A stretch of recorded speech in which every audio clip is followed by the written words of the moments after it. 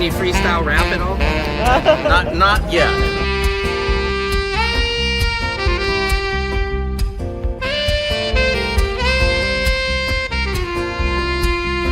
Doesn't it appear to be extremely coincidental that you guys arrest people right outside of Governor Newsom's press conference? Is this really just a show of power?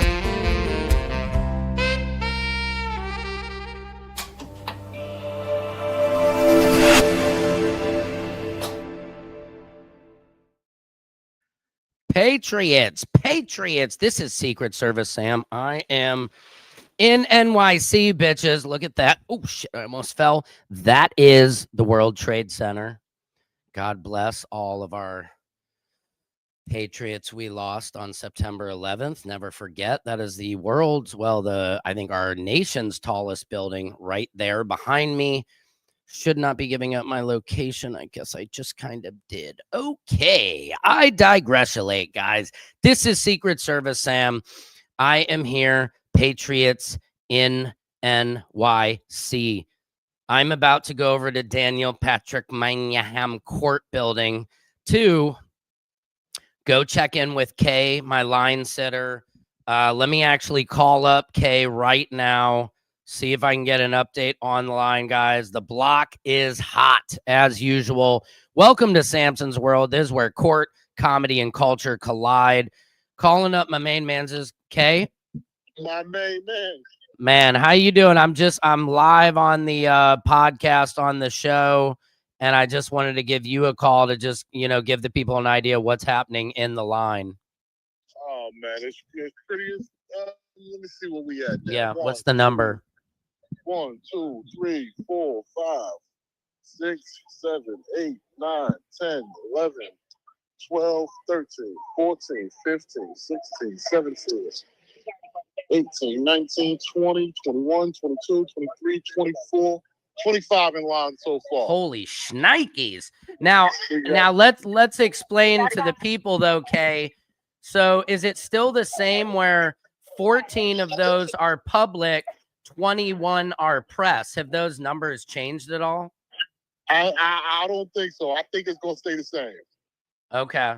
So then from what I heard, it's still the same. And then I heard some people say 20. I don't know what's going on. Wow. I don't want to give you false information. You can't call it, and I appreciate about that. You've never steered me wrong.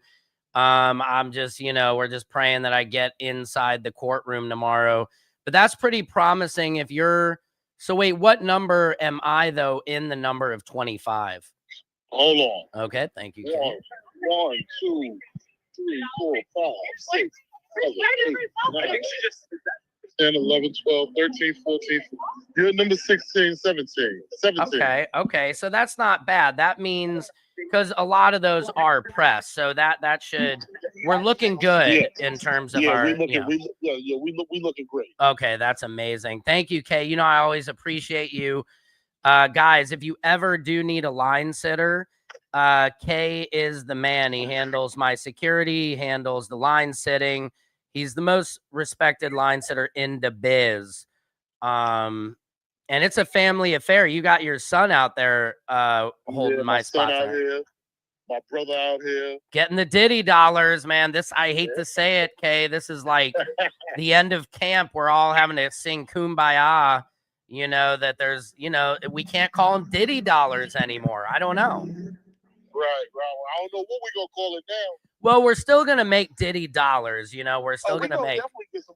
We definitely gonna get some Diddy dollars. He might put in a meal for the poster $4. Yeah. He gonna put in a motion for the pill. Yeah. We'll be back there soon. Yeah. Yes, we will. Well, I'll stop over in a little bit to say hi. But yeah, I'll hit you after my show. All right, I got you. All right, man. Appreciate you. All right. Peace. All right, peace. Man, that is Kay, the line sitter, guys. I am paying his son. I mean, I asked him, is your brother available? Nope, his brother's working. He's got his cousin. It's like the Jackson 5 of line sitters, man. They are sitting there. Guys, welcome in the Secret Service Sam live in NYC. I do not play. Big shout out to my wife, guys. Thank you so much, because without her, I would not be able to do this. And it is hard. I've been following this case since the very beginning. I was here at jury selection when the Wall Street Journal followed me, because independent journalists are the ones who have covered this the most fairly, the most correctly, the most non-biased. I mean, whatever happened in non-biased journalism? Where did it go? It's sitting right here. Emily Knows Everything, Armand Wiggins Show, Trent Out Loud, myself, Secret Service Sam. You know what I mean? We are an independent media revolution. Guys, the legacy media, I for a while, would be like, fake news, fake news. I didn't really buy it. I was like, oh my God, it is true. They are all bought off. They can't say what I can say. The only reason I'm here is because my pocket, not their pocket. When somebody else, when some large entity is paying you to report the news, they're able to say, Sam, you can't do this, you can't do this, you can't do that. Not me, sugar. No sugar tonight in my coffee. No sugar tonight in my tea. No sugar tonight in my coffee. On the mountain with me, jump. Dun, dun, dun, dun, dun, dun, dun, dun, dun, dun, dun, dun. Anyway, I'm digressulating. Free Diddy. I know people were saying that. And I'm excited. I got to tell you, there is something about New York. I'm a Cali guy. If you guys need to know that about me, I am California through and through. I mean, look, I'm from St. Louis. All right, I'm going to do this like St. Louis. I always do. I'm a Midwest man. But I've been in LA now longer than I've been in St. Louis. I'm an Angelino now. And being an Angelino comes with some responsibilities, right? Because in LA, man, West Side, that's what we're talking about here. I actually have an interview with Telemundo because I made a video. Let me see if I can pull this up. This is going mad viral on Instagram. People are so mad about Bad Bunny. What the hell is your problem? Look at this woman. Did you guys see her? What is wrong with little...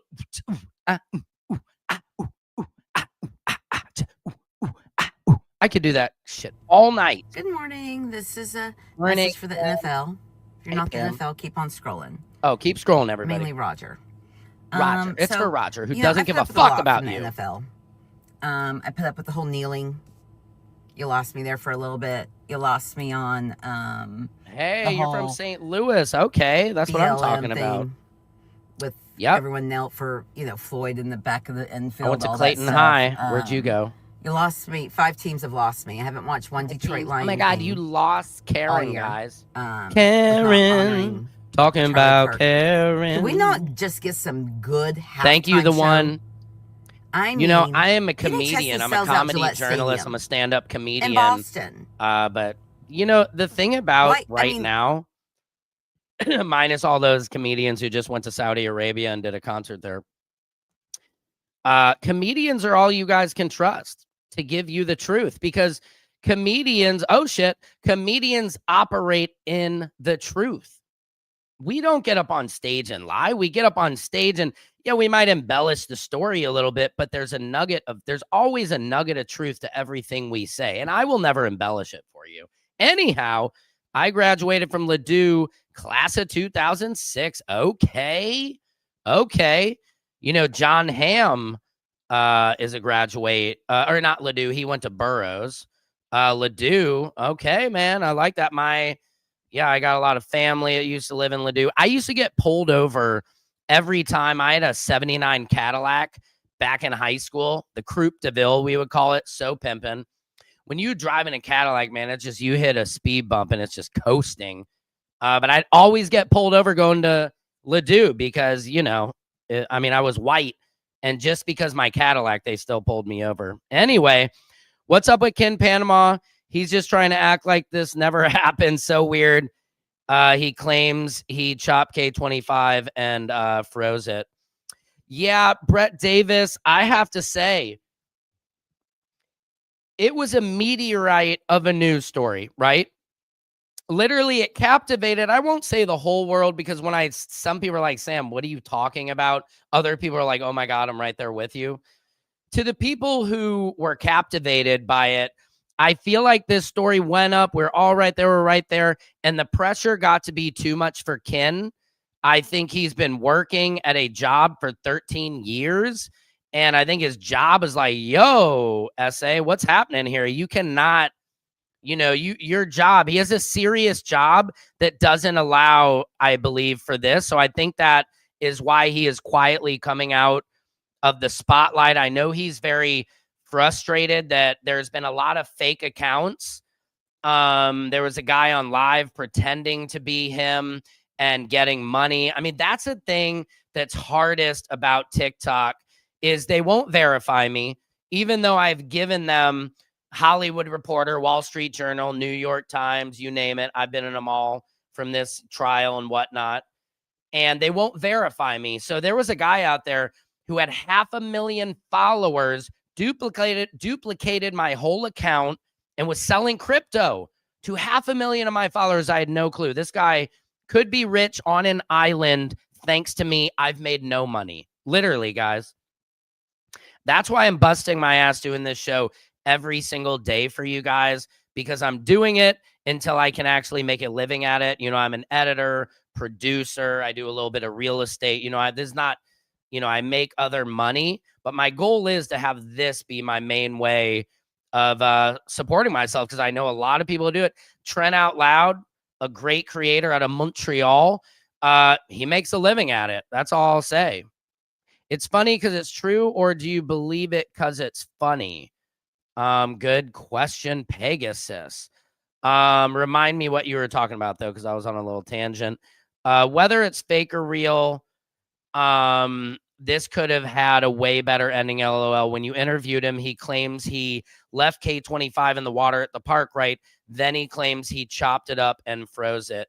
Yeah, guys, I hate to say, I think he's just too focused on, I think Ken it just became too much attention, and he's just a very regular guy. And I think and he's a genius, because I have to say, whether it was real or fake, it captivated the world. It was art, So I don't know. It fascinated me. Anyway, back to Bad Bunny for a second. I'm going to be on Telemundo because they loved my Bad Bunny response. Let me see if I can pull this up real quick, guys. Hold on. Yeah, that was a Snow Bunny mad at Bad Bunny. Where is that? That's okay, Sam. Anyway, my clip is going viral. I'll show it to you guys right here. Hold on one seculations. I will bring it into the feed. That's the wonderful thing about this here technology, guys. I can just bring it into the feed. Okay, here we go. We're going to airdrop. Does everybody know how to airdrop? Okay, good. Uh-oh. Hold on. Airdropalations. Hopefully the judge is fair, because 11 years. Yeah, we're switching to Diddy. I know, guys. I don't know what the judge is going to do, to be honest with you.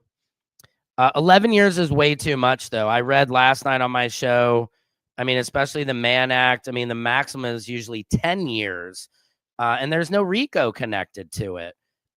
So it would just be a little much. Diddy just released a letter. I should probably read that to you guys now. Hold on one second. I'm going to play this video while I get that Diddy litter prepped. Diddy litter. Oh my God.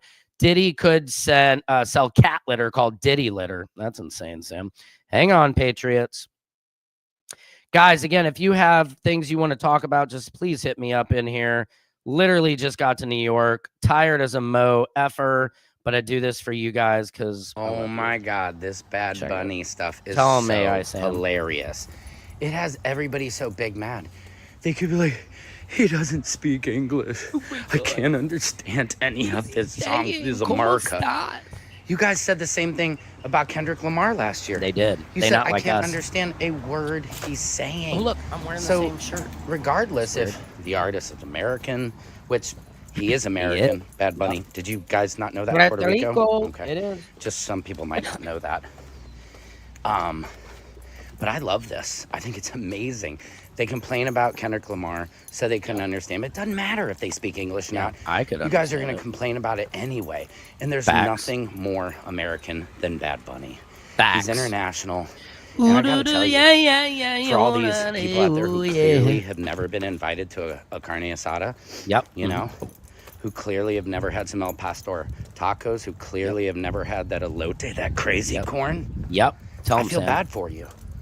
I got 99 Because problems, that's what's beautiful about America is all our different cultures. Like, what, you really want to just go sit around a cheeseburger and chili dog all day? Tell them, Sam. Coca-Cola? No.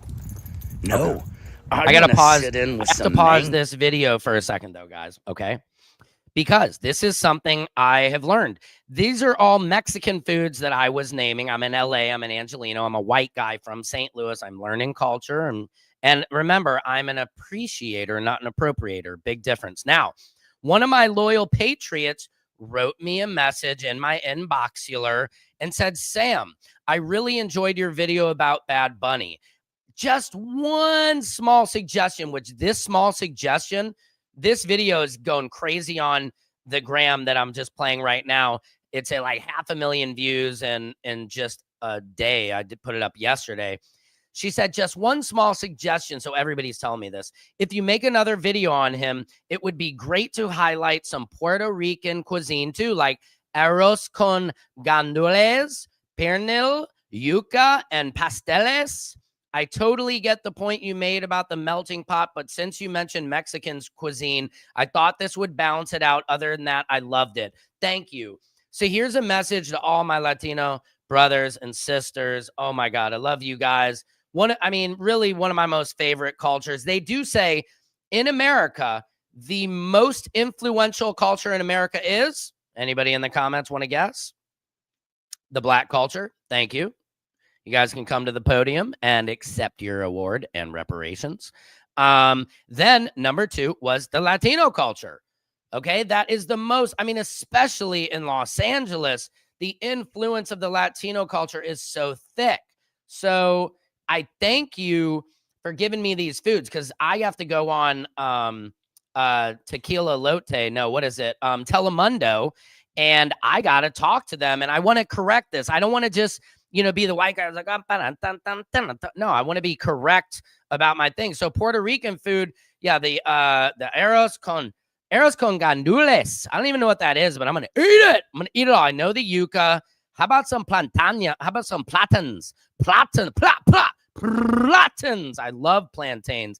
I just made some plantains last night. No joke. Do you really think Diddy should go free after reading Cassie's letter, Pegasus? I don't think Diddy should. Well, it's hard. Based on the evidence and the crimes that he's being currently committed, or the crimes that he's being, convicted for, or that he's being sentenced for, are 2 prostitution charges, 2 Mann Act charges, which the Mann Act was created in 1910. It's a very racist. It's called the White Slave Act. Like, there's just nothing friendly about this. And so I think for those 2 charges, it's tough. When you look at an adult film, somebody made a great example. I think it was Charlucci. If Vivid Entertainment hires somebody out of St. Louis, Missouri, a young actress, to come out to California to do a film, okay? And so in a sense, what is the difference between Diddy hiring a sex worker for his pleasure to watch? Now, I know what you're saying, Sam, but what about Cassie? What about the letter? What about Cassie? Yes, I agree, but I think the issue here is there's 2 things, and somebody made a good point, a judge. If he was on trial for being a piece of shit, woman-beating piece of shit, guilty. Lock him up as long as we can. If he's guilty of being an asshole, a drugged-out alcoholic, you name it, everything that were angry at him from seeing the Cassie Ventura. I watched that video more than anybody in that courtroom, and every single time it played, it took the wind out of everybody. Anybody who knows me knows that if I see that in public, I can't help it. I hate when a man touches a woman anytime. So I don't want you guys to mistake this, but I think, unfortunately, because our law and we have loopholes and he has great lawyers, he got off the RICO. The RICO was the big one. If we were sitting here with a RICO, that's trouble. But you're sitting here on 2 prostitution charges, and all he did was jerk off. He didn't participate. So we have to compartmentalize it and weigh what is actually what the judge is deciding on. And that is 2 cases of a Mann Act, taking somebody over state lines and not participating in the prostitution. So I don't know. What do you guys think?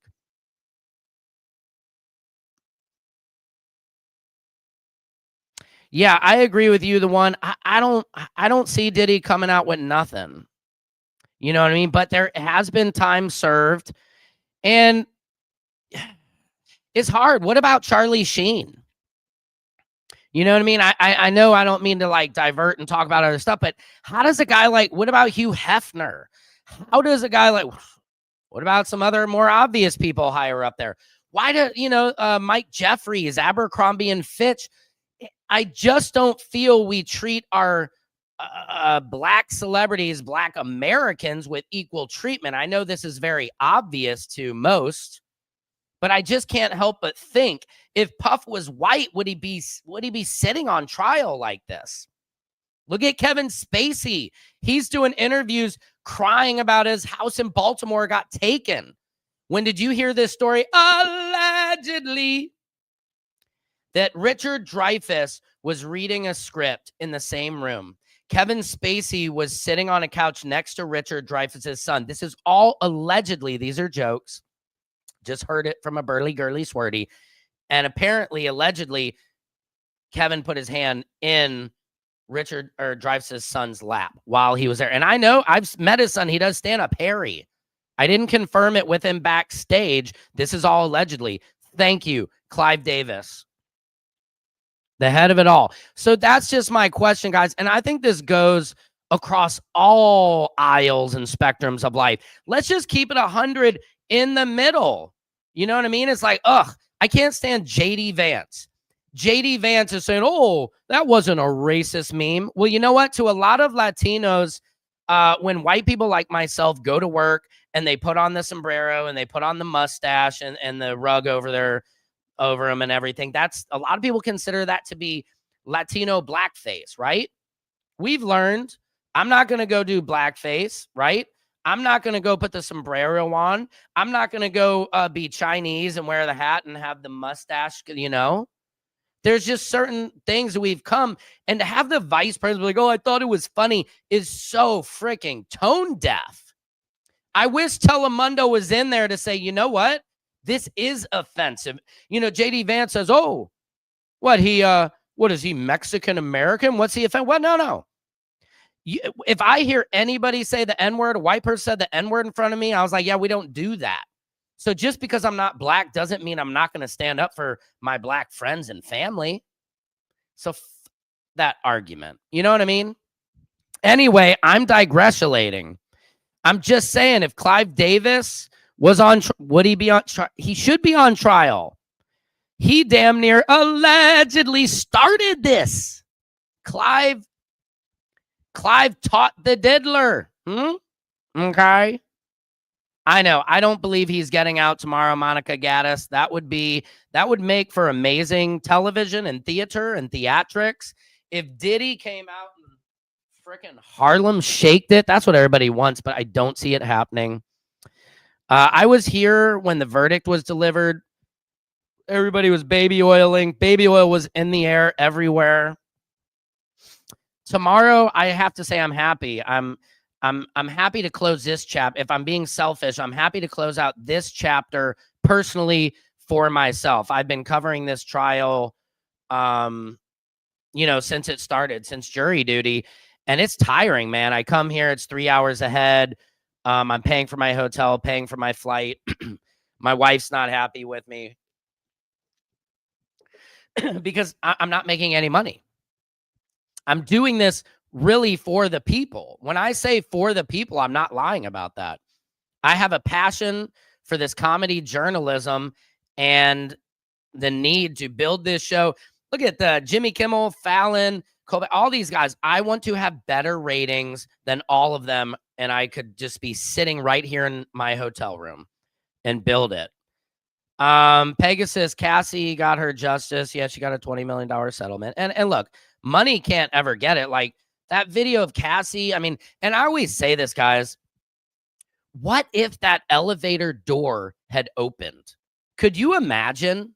And I know I'm not saying this to poke any fun or anything like that, but I just think about moments of fate like that. What if God had opened up those elevator doors and she was able to get on it? We would never be here. Because without that Intercontinental Hotel hallway video, we wouldn't be here. You wouldn't, the government would have had nothing. There's nothing to show. All we see of Diddy or knew of him up until that point was take that. And on the Ellen show, like, hey, everybody, hi, you know, clean act. No smut on his rep like Nipsey Hussle. The marathon continues. You know what I mean? So imagine, is he not a danger to her? You know, of course, my gut reaction is to say yes. But I would imagine after everything he's been through, it would not be very smart of him at all to do anything. Because he could end up back here so quickly. And if he does, he's in this point where you say, hey, I've been rehabilitated. You know, I've been rehabilitating other people, prisoners. We got all these letters. The letters are still coming in. Diddy even wrote his own letter. But if he comes out and commits the crime, he's not going to be able to pull that again, if you understand what I'm saying. So I think Diddy will come out, go straight to his mansion. I think he's going to be, you know, his name's Love. It's been Love. And if he's smart, if he does get out, he will let Brianna Bangladesh, Capricorn, Clark, Deontay, Nash, Cassie pray and wish everybody well and keep his space and just sit at Star Island and chillax. I don't know. His letter seriously had me in tears. Let me see if I can, let me read the letter, guys. Okay, hold on. His letter seriously had me in tears. Let me see. I am fit to gold. I am gold. They said she wasn't technically sex trafficked. Yeah, I know. It's such a hard one, you know? I mean, it was, especially being inside the courtroom, and it's so emotional seeing people have to go through this stuff. And then, you know, like everybody says, what does this do for victims coming forward? If you can't get Diddy, then who can you get? And victims again lose. But I think also what you have to be a little bit upset with the government, because even people who worked inside the court building were saying they over indicted here. Like, this should never have been a RICO. You know, this charge otherwise, I mean, when you go over state lines, it goes from if you hire a prostitute, you know, locally, that's a misdemeanor, right? That's like 45 days max in jail. If you take them over state lines, then that goes into the felony. Then, like we said, that Mann Act can apply. But it's just, Lord, I hope this letter finds you well and in good health and spirits. Thank you for the opportunity to express my thoughts to you. First and foremost, hold on, let me pull this up. I cannot, this is way too small for my old eyes. How you guys doing out there by the whistle? Okay, let me go. I'm reading this off TMZ. Let me pull her up. Here we go for Big Daddy-O. Let me see. We're still live. So here is Diddy's letter, guys. This is an exclusive for all of you. I hope this letter finds you well and in good health and spirits. This is to Judge Subramanian. Thank you for the opportunity to express my thoughts to you. First and foremost, I want to apologize and say, do you think he had ChatGPT do this? Just joking. He probably doesn't have it. I want to apologize and say how sincerely sorry I am for all the hurt and pain that I have caused others by my conduct. I take full responsibility and accountability for my past wrongs. This has been the hardest 2 years of my life, and I have no one to blame for my current reality and situation but myself. In my life, I had made many mistakes, but I am no longer running from them. I am sorry for the hurt that I caused, but I understand that the mere words "I'm sorry" will never be good enough, as these words alone cannot erase the pain from the past. Those are facts. Over the past 13 months, I have had to look in the mirror like never before. Oh, he's got a mirror. My pain became my teacher. My sadness was my motivator. I have to admit my downfall was rooted in my selfishness. Pay attention, people. The scene and images of me assaulting Cassie play over and over in my head daily. I literally lost my mind. I was dead wrong for putting my hands on the woman that I loved. I am sorry for that and always will be. My domestic violence will always be a heavy burden that I will have to carry, that I will have to forever carry. The remorse, the sorrow, the regret, the disappointment, the shame. I honestly feel sorry for something that I could not forgive someone else for. If they put their hands on me, one of my daughters, this is why it is so hard for me to forgive myself. It is like a deep wound that leaves an ugly scar. Your Honor, I thought I was providing for Jane concerning her and her child, but after hearing her testimony, I realized that I hurt her. For this, I am deeply sorry. I lost my way. I got lost in my journey, lost in the drugs and the excess. My downfall was rooted in my selfishness. I have been humbled and broken to my core. Jail is designed to break you mentally, physically, and spiritually. Over the past year, there has been so many times that I wanted to give up. There have been some days I thought I would be better off dead. That's terrible. That was actually a good John Cusack movie, though. Better Off Dead. Anyway, I'm digressulating. The old me died in jail, and a new version of me was reborn. Prison will change you or kill you. I choose to live. Every day since my incarceration, as difficult as my circumstances currently are, I have made the best of my time by reading books, writing, working out, or in therapy, obtaining the tools and knowledge to deal with the past drug abuse and anger issues. I have been putting in the work and working diligently to become the best version of myself to ensure that I never make the same mistakes again. Spam call. I realize that I am in a situation where no amount of money, power, or fame can save me. Only God can save me. My grandmother used to teach me that God makes no mistakes and that everything he does is for your good. I believe that a bad situation can be used for good. Although this situation has been the hardest and darkest time of my life, good things have come out of my incarceration. For starters, I am now sober for the first time in 25 years. I've been trying my best to deal with my drug abuse and anger issues and take accountability, as well as positive steps towards healing. One of the most beautiful things I've experienced in being asked by my fellow inmates to teach and mentor them. They wanted to learn what I did to become a successful businessman. I was inspired by their hunger and desire to learn information in order to not only set goals, but achieve any goal dream that their hearts desire. That's pretty cool. I started teaching a 6-week program called Free Game, title given by my fellow inmates, which I was able to have approved and sanctioned by the Bureau of Prisons, BOP. It's a BOP. I don't just teach about my success. I also teach about my mistakes and failures. It has truly been a blessing to do something positive in a negative situation. It has been beautiful to see the newfound hope in my fellow inmates' eyes. The most shocking thing was to see the unity and the peace this class has produced. As you are probably aware, jails and prisons are segregated places. However, in our class, we have Black, Spanish, white, and Asian all together in one room, learning and working together.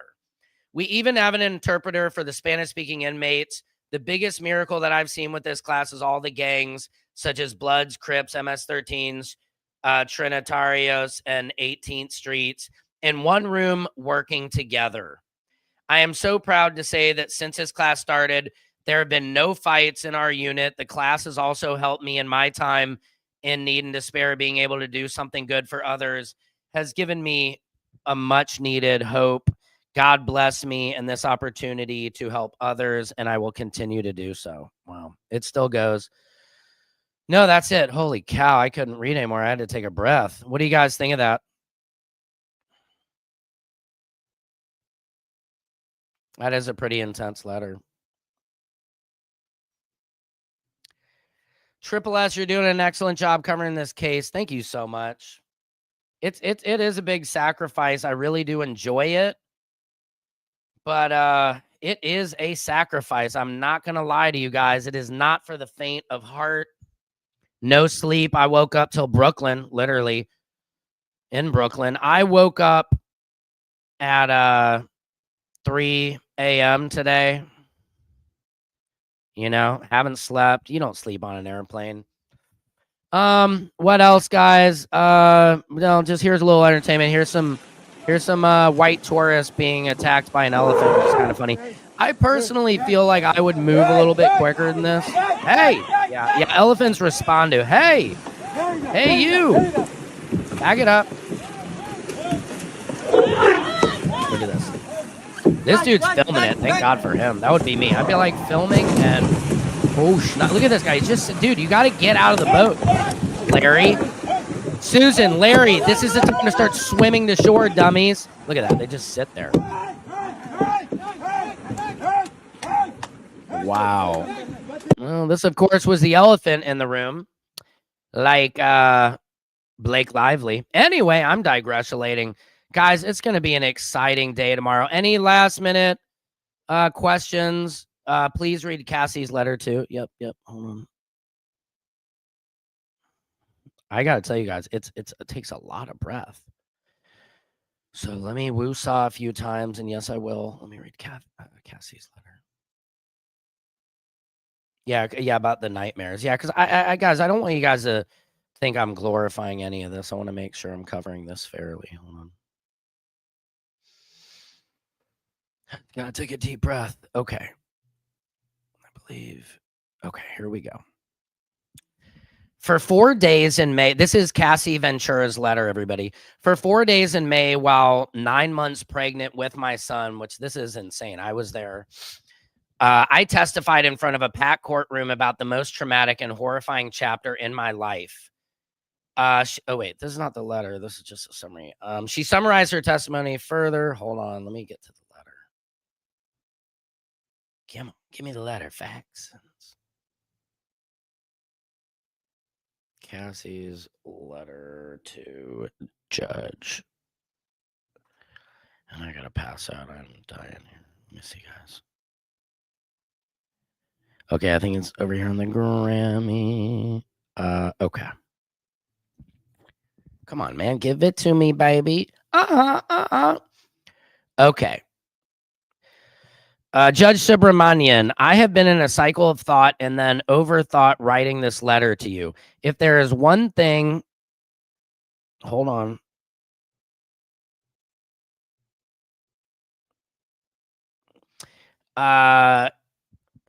If there is one thing I have learned from this experience, it is that victims and survivors will never be safe. Although I can hope for justice and accountability, I have come to not trust anything. I hope that your decision considers the truths at hand that the jury failed to see. For 4 days in May, while 9 months pregnant with my son, I testified in front of a packed courtroom about the most traumatic and horrifying chapter in my life. I testified that from age, 19, Sean Combs used violence, threats, substances, and control over my career to trap me in over a decade of abuse. He groomed me into performing repeated sex acts with hired male sex workers during multi-day freak-offs, which occurred nearly weekly. Lord. I was forced into lingerie and heels, told exactly how to look, and plied with drugs and alcohol so he could control me like a puppet. These events were degrading and disgusting, leaving me with infections, illnesses, and days of physical and emotional exhaustion before he demanded it all again. Sex acts became my full-time job, used as the only way to stay in his good graces. I testified that I learned to read Sean Combs' signals, knowing that when he spoke of freak-offs, he was demanding them, right? He's not asking. Hold on. Excuse me, guys. This is a lot of breath. And that refusing meant punishment, losing my car, my phone, or worse. He controlled every part of my livelihood and threatened to destroy my reputation by leaking sex tapes, a threat he repeated often. His power over me eroded my independence and sense of self until I felt I had no choice but to submit. When he believed I had wronged him or was not sufficiently responsive, he also threatened people around me and those close to me, including my family. I regularly worried that displeasing him meant putting my family and friends' safety at risk. I testified how beyond these threats, Sean Combs frequently used violence to get his way. Over the nearly 11 years we were together, Sean Combs would hit me, punch me, stomp on my face, pull my hair, and throw my body to the ground against the wall. The jury saw pictures of bruises on my back from Combs kicking me and saw the deep gash over my eye he caused when he slammed me into a bed frame. The entire courtroom watched actual footage of Combs kicking and beating me as I tried to run away from a freak off in 2016. People watched this footage dozens of times, seeing my body thrown to the ground, my hands over my head, curled up in a fetal position to shield me from the worst blows. This physical violence caused bruises that makeup artists, paid for by Sean Combs, would cover up, as well as permanent scars all over my body. Where am I?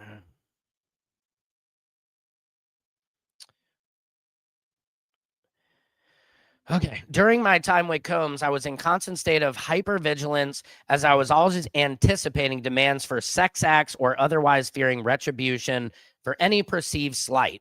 My descent into substance abuse was directly correlated with his increased control over my body, my money, my freedom, and my free will. I used those drugs to push through the horrifying sex acts he demanded and to numb myself to the physical pain and emotional turmoil I was constantly in. While the defense attorneys at trial suggested that my time with Combs was akin to a great modern love story, nothing could be further from the truth. Nothing about this story was great, modern, or loving. This was a horrific decade of my life stained by abuse, violence, forced sex, and degradation. Jesus. Thank you, Pegasus. I hope you're still here for it. This is Cassie's letter.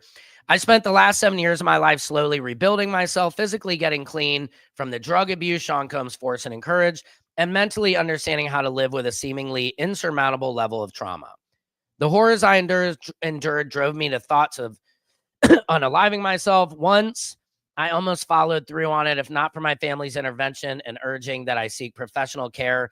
I've been in rehab and have taken part in dozens of types of therapies, modelites to confront, compartmentalize, and cope with the horrific memories of sexual and emotional abuse I endured for nearly 10 years. While what he did to me is always present, I am slowly learning how to live my life free of the fear and horrors I endured with Mr. Combs. This is crazy. Lordy B. I got to take a breath, guys. This is a lot of breathing. Okay, Sammy. Still, I have nightmares and flashbacks on a regular, everyday basis and continue to require psychological care to cope with my past. My worry is that Sean Combs or his associates will come after me and my family is my reality.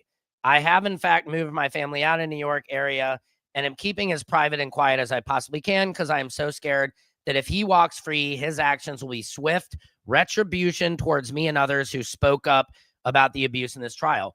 As much progress as I have made in recovering from his abuse, I remain very much afraid of what he is capable of and the malice he undoubtedly harbors towards me, having the bravery to tell the truth. Good Lord. I don't know, guys. I'm seriously dying here. Let me see how much more of this is. Lordy Lords. Okay, come on. His defense attorneys claim he is a changed man and wants to mentor abusers. I know firsthand what real mentorship means, and it disgusts me. He is not being truthful. I know that who he is to me, the manipulator, the aggressor, the abuser, the trafficker, is who he is as a human. He has no interest in changing or becoming better. He will always be the same cruel, power-hungry, manipulative man that he is.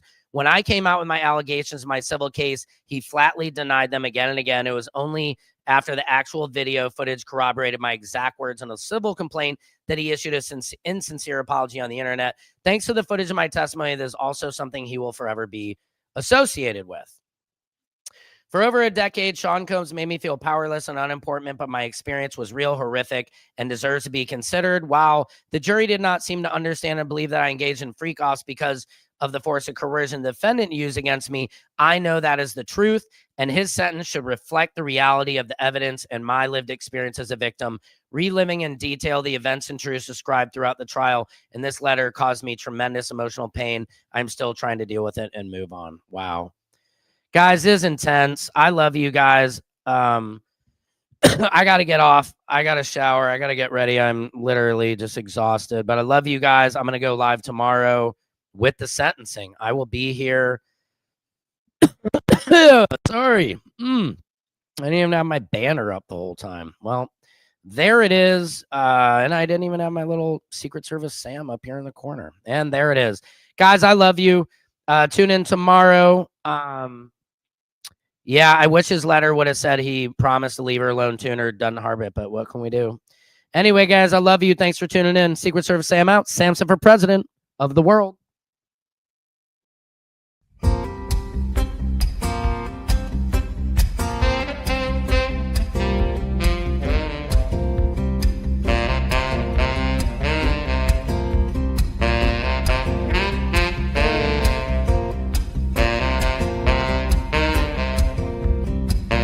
Can you freestyle rap at all? Not yet.